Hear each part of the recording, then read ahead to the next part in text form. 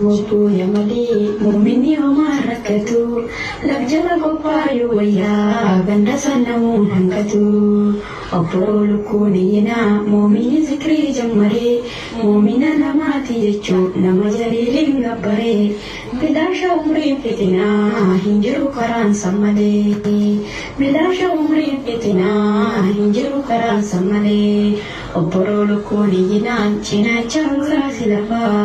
namni akiraan eeggattu akkamitti hoosee rafaa namnummaan sabreen eeggattu